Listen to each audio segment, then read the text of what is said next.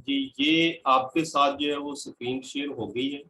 ठीक है, अब देखिए कि हम लोगों ने करना क्या है। सबसे पहले आपने अपना माई पीसी या दिस पीसी ओपन कर लेना है। ठीक है, उसके अंदर ये वाले ऑप्शन आ जाएंगे और आपने आना है सी के अंदर।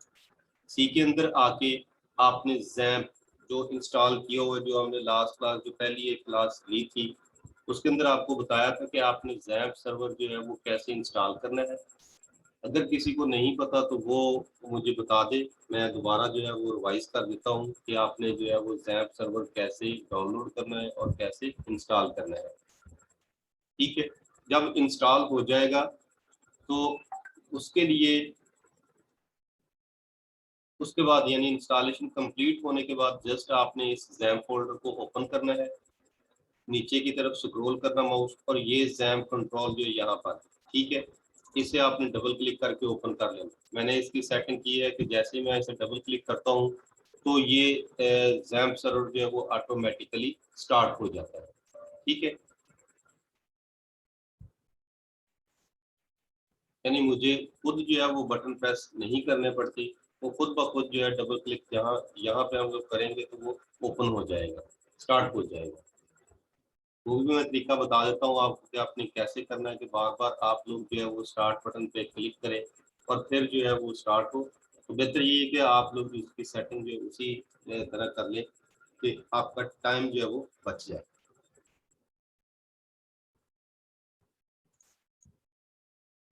उसके बाद आप लोगों ने आ जाना है एच टी डॉक्स। ठीक है, ये वाला फोल्डर है एच टी डॉक्स का।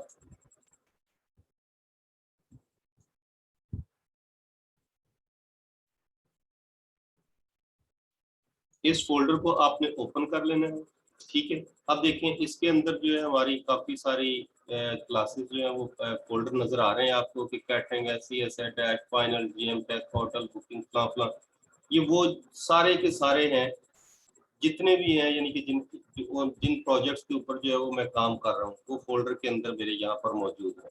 ठीक है, अब हमारा जो हम लोगों ने बनाया था वो है पीएचपी कोर्स के नाम से। ये इसको आप लोगों ने ओपन कर लेना है। आपने अपने नाम से या आप जिस नाम से भी एक फोल्डर जो है एच डॉक्स के अंदर, यानी इसके अंदर आपने जो है वो एक फोल्डर बनाना है। ठीक है, जैम्प के अंदर आए, एच डॉक्स को ओपन किया, इसके अंदर आपने जो है वो यहाँ पर आपने अपना एक फोल्डर जो है वो क्रिएट कर लेना है। हमने यहाँ पर जो है वो क्रिएट किया हुआ एक पीएचपी कोर्स की नाम से। ठीक है, जिसके अंदर फर्स्ट और वेरिएबल ये दो हमारे पास फाइलें जो है वो पहले से बनी है, जो कि पहले लेक्चर में हम लोग जो है वो क्लियर कर चुके हैं कि है क्या कुछ। अब देखें ये तो हो गया हमारा। अब जैम्प सर्वर जो है वो स्टार्ट कर लिया हमने। ठीक है, चेक करना है जैम्प सर्वर को हम लोगों ने कि वो स्टार्ट हो गया है या नहीं हो गया। यहाँ पर आपने एक्सप्लोरर जो भी आप लोग इस्तेमाल कर रहे हैं, चाहे आप गूगल क्रोम इस्तेमाल कर रहे हैं, इंटरनेट एक्सप्लोरर है या एज है, दूसरा क्या है उसका एक और नाम है, ओपेरा है, जो भी है, यहाँ पर जहाँ पर हम लोग वेबसाइट का एड्रेस लिखते हैं, यानी एड्रेस बार में आपने जो है वो लोकल होस्ट लिखना है। ठीक है, लोकल होस्ट लिख के आपने एंटर कर देना है। यानी इस तरह चेक हो जाएगा कि आपका जैम्प सर्वर जो है वो स्टार्ट हो गया है या नहीं।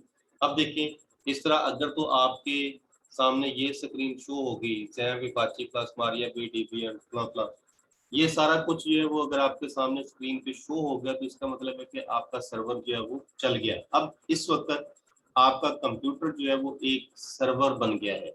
सर्वर यानी जैसे हम लोग जो है आमतौर पे बातें करते हैं कि हमारी जितनी वेबसाइट्स पड़ी हैं वो सारी के सर्वर जो है वो अमेरिका में पड़े हैं। वो सर्वर समझिए कि आपका एक वेब सर्वर जो है अब स्टार्ट हो गया है।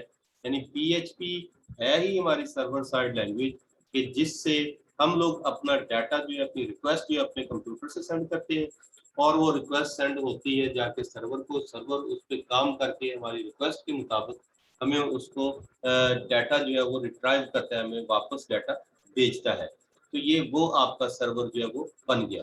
ठीक है, अब हम लोगों ने अपने फोल्डर में कैसे जाना है जो कि पीएचपी कोर्स वाला है। उसके लिए आपने क्या करना है, लोकल होस्ट टाइप करना है, ये फॉरवर्ड स्लैश और यहाँ पे लिख देना है php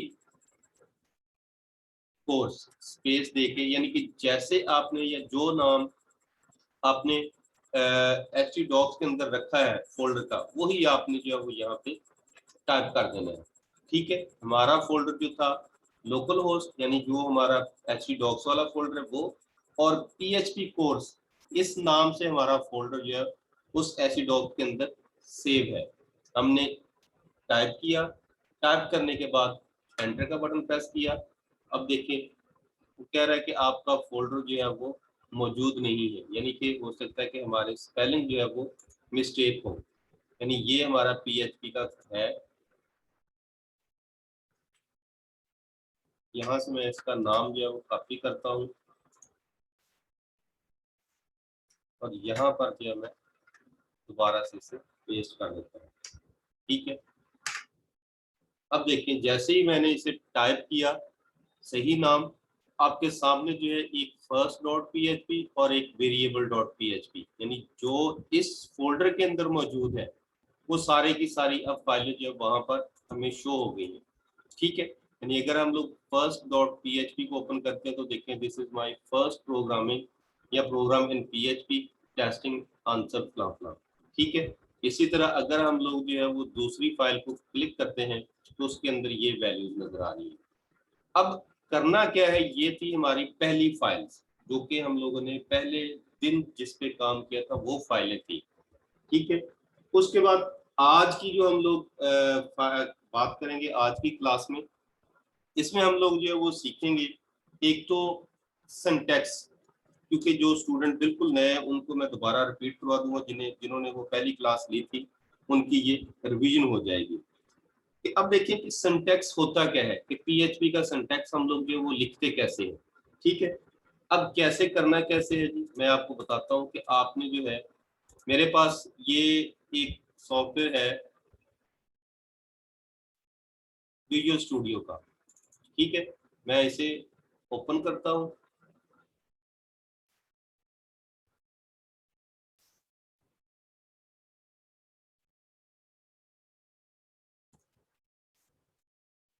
विजुअल स्टूडियो जो है वो जब तक ओपन हो रहा है तब तक हम लोग जो है वो देखते हैं यहाँ पर।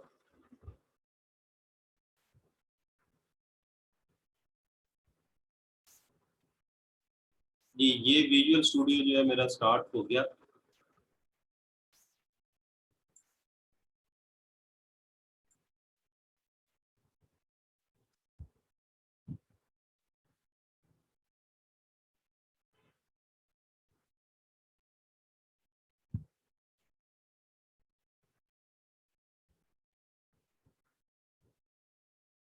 यहाँ से मैं न्यू फाइल जो है उसको ओपन करता हूँ, फाइल में जाके, या यहाँ से आप जो है वो न्यू फाइल ओपन कर लें।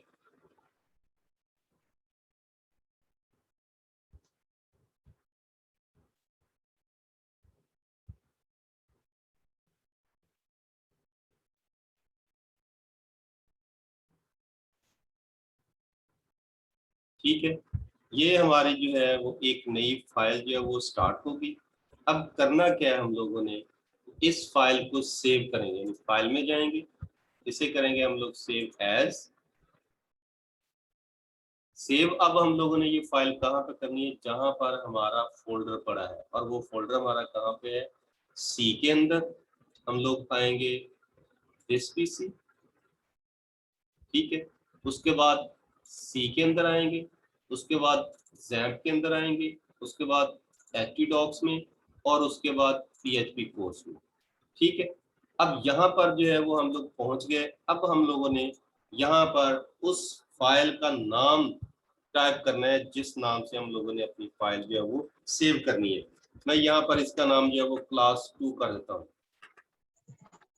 क्लास 2 ये हमारा नाम हो गया, और साथ डॉट पी एच पी ये नाम रखना है। ठीक है, और नीचे से यहाँ पर आपने क्लिक करके या तो यहाँ पर जो वो ऑल फाइल्स कर दें, या इसमें से आप ढूंढ लेंगे पीएचपी। ठीक है, मैं इसको ऑल फाइल कर देता हूँ ताकि वो ऑटोमेटिकली पीएचपी में स्टोर कर ले, सेव कर ले।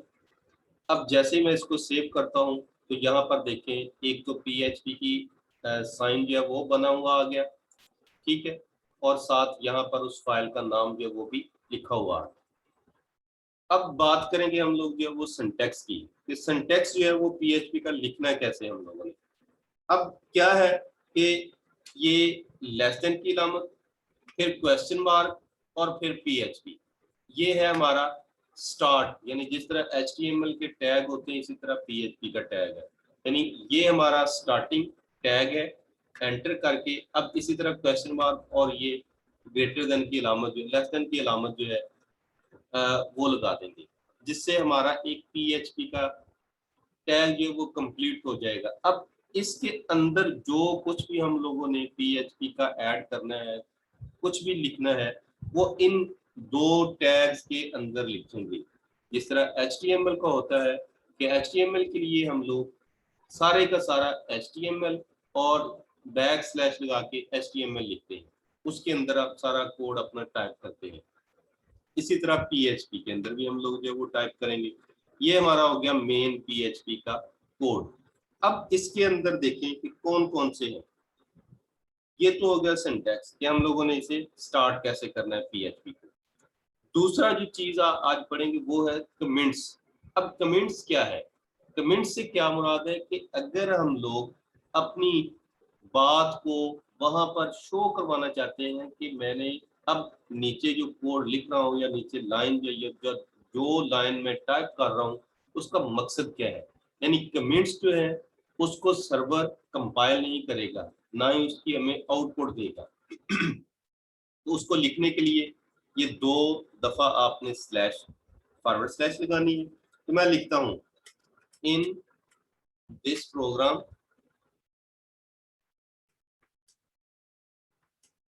वी लर्न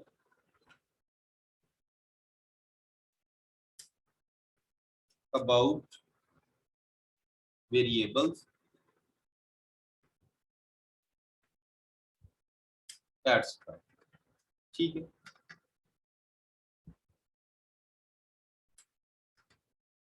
ये हो गए हमारे कमेंट्स। अब देखिए इसकी यहाँ पर आपको जो है वो कलर भी चेंज नजर आ रहा होगा कि ये कलर जो है वो ग्रीन नजर आ रहा है। ग्रीन से मुराद क्या है कि ये कमेंट्स है, ये ऑटोमेटिकली ये एडिटर जो है ये बताता है कि क्या है। अब आउटपुट में भी हम साथ आउटपुट भी जो है वो ओपन कर लेते हैं कि आउटपुट में देखें। इसको मैं रिफ्रेश करता हूँ, ये देखें हमारी क्लास 2 जो है वो यहाँ पर आ गई। इसको मैं ओपन कर लेता हूँ। अब देखिए यहाँ पर जो वो कुछ भी शो नहीं हुआ। ठीक है, अगर मैं इसकी कमेंट्स जो है वो खत्म करता हूँ, अब देखिएगा क्या कहता है वो। ये किया अपने प्रोग्राम में और रिफ्रेश किया। अब देखिए कि वो कह रहे हैं कि सिंटैक्स एरर है, कि जो आपने टाइप किया है वो पीएचपी के सिंटैक्स के मुताबिक नहीं है और वो आपका कहाँ पर है, यानी किस लाइन पे एरर आ रहा है, वो सारा उसने जो है वो बता दिया और लाइन नंबर भी बता दिया कि सिंटैक्स एरर है किस लाइन पे है। ये सबसे बड़ा फायदा है पीएचपी का कि हमें वो बता देता है कि आपका एरर जो है वो किस लाइन पे, आप डायरेक्ट उस लाइन पे जाएं और उस एरर को आप दुरुस्त कर सकते हैं। अब ये मैंने कमेंट्स लिखने हैं, ये लिखा मैंने कमेंट्स, सेव किया। अब देखें वेरिएबल्स के बारे में, तो वेरिएबल जो हम लोग जो है वो कैसे डिफाइन करते हैं। कोई भी वेरिएबल डिफाइन करने के लिए हमें पहले जो है वो डॉलर साइन की अलामत लगानी पड़ेगी। ठीक है, अब वेरिएबल हम लोग जो है वो रख लेते हैं कि ए इज इक्वल टू। अब वेरिएबल जो है वो क्या है कि ये हमारे अपनी तरफ से अपने मर्जी से जो हम लोग कोई भी वर्ड, कोई भी कीवर्ड कह लें, छोटे छोटे अल्फाज जो हैं वो हम लोग डिफाइन कर लेते हैं कि इनको हम लोग जो है वो आगे कहीं पर भी इस्तेमाल कर सकते हैं। अब देखें कि ए को मैं जो है वो कीमत 5 दे देता हूँ। इसी तरह वेरिएबल बी है वो डिफाइन कर लेता हूँ, उसको मैं वैल्यू वैल्यू जो है वो दे देता हूँ 10। ठीक है, अब अगर मैं इन दोनों को जो है वो जमा करना चाहता हूँ तो वो आंसर लिखिए, वेरिएबल आंसर जो है वो डिफाइन किया और क्या करूंगा यहाँ पर वेरिएबल ए प्लस वेरिएबल बी। ठीक है, ये मैंने सेव कर लिया। अब देखिए इतना जो है वो वेरिएबल हम लोगों ने 3 वेरिएबल डिफाइन किया, एक ए एक बी और एक आंसर के नाम से आंसर लिखा। अब हम लोग जो इसकी आउटपुट को अगर रिफ्रेश करेंगे तो हमें कोई भी आउटपुट जो है वो नहीं मिलेगी। क्यों नहीं मिलेगी, क्योंकि हमने सर्वर को बताया नहीं कि मुझे जो है वो उसकी आउटपुट वापस दे, किस तरह की आउटपुट मुझे चाहिए क्या है। अब यहाँ पर जो है मैं लिख देता हूँ एको ठीक है, स्पेस देके सिर्फ डॉलर साइन लिखता हूं और आंसर लिख देता हूं। ठीक है, और सेव करके प्रोग्राम को ये मैं रिफ्रेश करता हूं। अब देखिए यहां पर जो है आपको ये 15 नजर आ रहा है। ठीक है, यानी अब हमारा जवाब जो है यानी कि 10 और 5 उसने जमा करके इस आंसर वाले वेरिएबल के अंदर जो वो स्टोर कर लिए थे। और एको जो है वो इसीलिए इस्तेमाल होता है कि जो आउटपुट हमारी है वो हमें शो हो। ठीक है, तो उसके लिए फिर हमने एको एक कमांड लगाई और उसको हमने आगे दे दिया कि किस चीज की आउटपुट देनी है, वो हम लोगों ने लगा दिया आंसर। ठीक है, अब एक और तरीका भी हो सकता है कि हम लोग वैल्यू भी दोनों शो करवाएं और साथ ही उसका आंसर भी शो करवाएं। अगर हम लोग चाहते हैं तो क्या करेंगे, डॉलर ए, ठीक है, उसके बाद स्पेस दें, डबल कोटेशन लिखें यानी कि डबल कॉम में प्लस और फिर डबल कॉम में ये डॉट जो है वो साथ लाजमी है। और उसके बाद स्पेस दें और फिर बी और डॉट लगा के स्पेस दें, फिर double quotation is equal to की अलामत और डबल कोटेशन ये कर। अब इसको करें सेव। अब क्या है कि यानी अब हमने आउटपुट जो है वो किस तरह की लेनी है कि हमें पहली रकम भी शो हो, दरम्यान में प्लस की अलामत भी शो हो, फिर दूसरी रकम शो हो और फिर इज इक्वल टू और साथ हमें जो है वो जवाब शो करे। तो हम लोग यहाँ पर इसको रिफ्रेश करते हैं, देखते हैं क्या आ रहा है। अब देखिए 5 + 10 इज इक्वल टू 15। यानी एको का मतलब है कि हमने अपनी आउटपुट किस तरह की लेनी है और ये बहुत जरूरी है और ये आपको आना चाहिए कि आपने एको को इस्तेमाल करके अपने मुख्तलिफ वेरिएबल जो है उनकी वैल्यूज को कैसे आपने जो है वो करना है, आउटपुट लेनी है। ठीक है, एक तो हो गया ये, यानी कि ये तरीका आप लोगों ने याद रखना है कि अगर हमने उन वैल्यूज को भी साथ लेना है, अगर ये डॉट और प्लस और ये इज इक्वल टू अलामत लगाना चाहते हैं कि हमारी आउटपुट के साथ भी वो शो हो, तो फिर आपने इस तरह ये सिंटैक्स लिखना है। यही मकसद है इस सिंटैक्स का। अब देखिए अगर आप चाहते हैं कि मैं ये पूरा शो नहीं करना चाहता, जस्ट आपने क्या करना है, इसको आपने शुरू के अंदर एक डबल लाइन यानी कि डबल फॉरवर्ड स्लैश जो वो लगा देनी है और ये बन जाएगा कमेंट। ठीक है, ग्रीन हो गया, ये कमेंट्स में चला गया। अब अगर हम लोग जो वो यहाँ जाके इसको रिफ्रेश करते हैं वो देखिए खत्म हो जाए, यानी उसकी आउटपुट अब नहीं आएगी। ये बहुत जगह पे हम लोग जो है वो इस्तेमाल करते हैं कि हम लोगों को कुछ फाइलें जो है या कुछ कोड जो उनको ब्लॉक करना पड़ता है कि सिर्फ चेक करना पड़ता है और उसके बाद हम लोग उसे बंद कर देते हैं। तो उसके लिए फिर हम लोग कमेंट्स का जो है वो इस्तेमाल करते हैं ताकि उसकी आउटपुट ना आए। अब वेरिएबल जो है उनकी कितनी इकसाम है ये इसलिए मैं बता रहा हूँ क्योंकि आप लोगों ने जो है वो पीएचपी का आगे वाइवा भी देना है। पीएचपी में वेरिएबल जो है उनकी 3 मेन इकसाम है। वो कौन कौन सी हैं? एक है लोकल, एक ग्लोबल और एक स्टैटिक। अब इनको जो है मजीद मैं यहाँ पर डिफाइन नहीं करूँगा क्योंकि आपकी जो पीएचपी का वाइवा होगा शायद उसमें सिर्फ आपसे पूछेंगे कि लोकल वेरिएबल क्या होता है, ग्लोबल वेरिएबल क्या होता है और स्टैटिक वेरिएबल क्या होता है। अब इसमें क्या है कि एक लोकल वेरिएबल, लोकल से क्या है कि जब हम लोग एक फंक्शन डिफाइन करेंगे, यानी जिस तरह आप लोग जो है वो C++ में भी फंक्शन जो है वो डिफाइन करते रहे, उसके अंदर जो वेरिएबल डिफाइन करेंगे वो लोकल होगा, यानी कि वो सिर्फ उसी फंक्शन के अंदर ही आउटपुट देगा, बाहर नहीं दे सकेगा। और अगर हम लोग जो उसे बाहर कहीं भी इस्तेमाल कर लेते हैं तो डिफाइन करते हैं किसी वेरिएबल को, जिस तरह ये हमारे जो वेरिएबल डिफाइन किए हुए हैं, इस इन वेरिएबल को हम लोग जो है वो क्या कहेंगे, ये ग्लोबल की इकसाम है। ठीक है, अब तीसरी किस्म जो है वो स्टैटिक यानी जब हम लोग अपने एक वेरिएबल फंक्शन डिफाइन कर रहे हैं तो उसी के अंदर वेरिएबल्स को डिफाइन कर लेते हैं, तो वो स्टैटिक वेरिएबल्स कहलाएंगे। यानी इससे आप लोग जो है वो ज़्यादा ज़रूरत नहीं है कि आप इसकी प्रैक्टिस करें, इसे हम लोग जो है वो ज़्यादा जाएंगे भी नहीं डीपली। उसके बाद तीसरी किस्म जो आज हम लोग जो है वो एको के बारे में ये पढ़ेंगे, इसके अंदर जो है वो मुख्तलिफ इकसाम है, यानी स्ट्रिंग्स जो है उनके बारे में भी हम लोग जो है वो बात करते हैं कि अगर हमारे पास एक वर्ड है, यानी कुछ भी आप हम लोग लिख लेते हैं और आपके चाहते हैं कि मैं इन वर्ड्स को जो है वो काउंट करूं या फिर उनमें से देखूं कि वो वर्ड कहाँ से स्टार्ट हो रहा है या किस पोजीशन पे पड़ा है, या फिर हमारे वर्ड की लेंथ कितनी है, या फिर हम लोग जो है वो अपने वर्ड का जो है रिप्लेस करना चाह रहे हैं या अपने वर्ड को जो है वो रिवर्स में करवाना चाहते हैं, तो उसके लिए हम लोग क्या करेंगे, जस्ट एक एको। अब देखें एको आउटपुट के लिए, इसको जो है मैं बंद कर देता हूँ फिलहाल ताकि ये शो ना हो एको। अब देखें कि हम लोग जो है वो सबसे पहले एक वर्ड की लेंथ जो है वो मालूम करते हैं, str स्ट्रिंग, उसके बाद len लेंथ ब्रैकेट के अंदर। अब देखिए डबल कोटेशन के अंदर आप जो भी लिखेंगे उसकी वो लेंथ बताएगा कि ये कितने अल्फाज पर है। मैं लिख देता हूँ पाकिस्तान, ठीक है, सेव किया, यहाँ पे सेमी कॉलन लगा के सेव किया और इसकी आउट जाके हम लोग जो फाइल को रिफ्रेश करते हैं। अब देखिए यहाँ पर जो वो 8 आ गया। अब 8 क्या है, ये लफ्ज जो है पाकिस्तान पी यानी पी 1 2 3 4 5 6 7 और 8, यानी हमारा जो वर्ड पाकिस्तान है, लफ्ज पाकिस्तान है, उसकी लेंथ जो है वो 8 हरूफ पर मुश्तमिल है, ठीक है।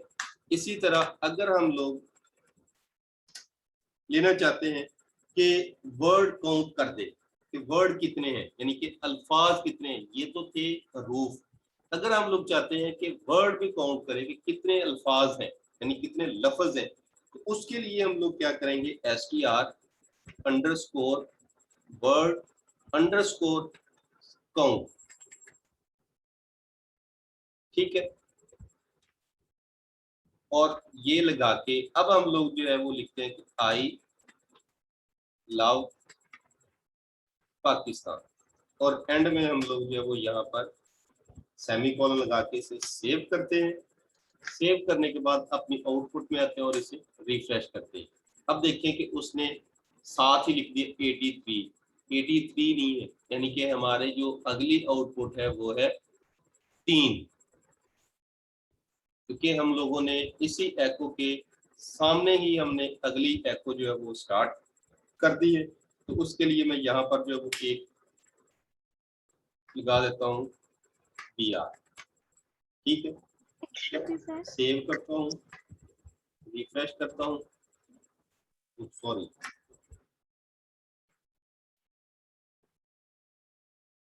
यानी डॉट आपने साथ लगाना है, कॉनकैटिनेट करेगा वो। अब देखिए ठीक है, समझ आ गई इसकी कि हमारे 8 अल्फाज पाकिस्तान के हैं, हरूफ हैं, और 3 नीचे वाले जो हैं ये वाले, ये 3 हरूफ हैं। अब इसी तरह इसके साथ भी हम लोग जो है वो लगा देते हैं br, ताकि हमारी अगली आउटपुट जो वो भी नीचे आ जाए। और अगर आप लोग जो है वो रिवर्स में लिखना चाहते हैं, यानी कि हमारे वर्ड जो भी लफ्ज लिखा है उसको रिवर्स में लिखना चाहते हैं, तो वो क्या करेंगे, हम लोग एको str और rv। str मानी स्ट्रिंग, rev और रिवर्स है, उसके लिए क्या करेंगे हम लोग, क्या लिख देते हैं जी, वर्ड ही लिख देते हैं। एक लफ्ज लिखा वर्ड, स्पेलिंग अब देखें इसको जो है वो रिवर्स करेगा, ठीक है, WORD कर दिया, यानी W अब एंड पे ले गया, बिल्कुल राइट साइड पे, एंड पे D था उसमें शुरू में ले आया, ये है रिवर्स करने के लिए, ठीक है। और उसके बाद है पोजीशन, अगर चेक करनी है कि आपके वर्ड की जो है वो या कोई भी लफ्ज है उसकी पोजीशन कहाँ पर है,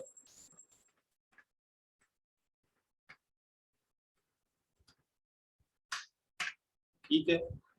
अगर आप एक लफ्ज ढूंढ रहे हैं तो उसकी पोजीशन देखनी है, वो कौन सी पोजीशन पर है, तो वो क्या है, STRPOS। ठीक है, हम लोग जो है वो लिखेंगे और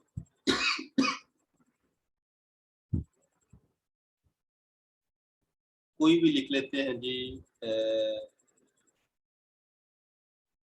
PHP एंड HTML। ठीक है, उसके बाद इन कॉमों से बाहर आएंगे, स्पेस देंगे और डबल कोटेशन के अंदर लिख देंगे HTML, एंड में करेंगे। यानी हम लोग HTML जो है वो देखना चाहते हैं कि कहाँ पर है, किस पोजीशन पर है। ठीक है, रिफ्रेश किया, अब देखें कि उसने बताया कि HTML का वर्ड जो है वो 8वीं पोजीशन पर है, यानी 1 2 3 4 5 6 7 और 8। ठीक है, यानी 1 2 3 4 5 6 7 और ये 8वीं पोजीशन से ये स्टार्ट हुआ। ठीक है, यानी HTML का वर्ड जो है वो 8वीं नंबर से जो है वो 8वीं पोजीशन पर मौजूद है।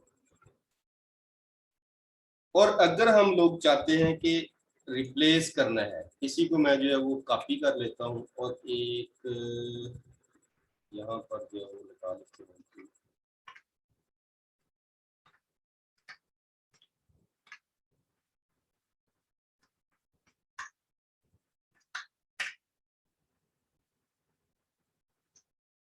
अब मैं रिप्लेस करना चाह रहा हूँ। ठीक है, रिप्लेस किया यानी STR स्ट्रिंग और अंडरस्कोर रिप्लेस।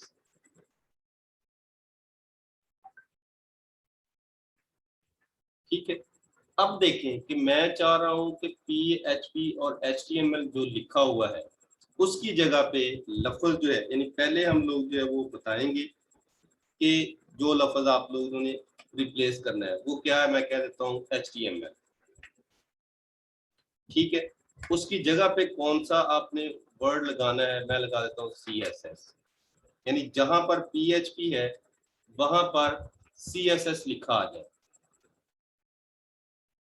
ये एंड वाला जो हमने फाइंड किया था इसको खत्म कर देते हैं।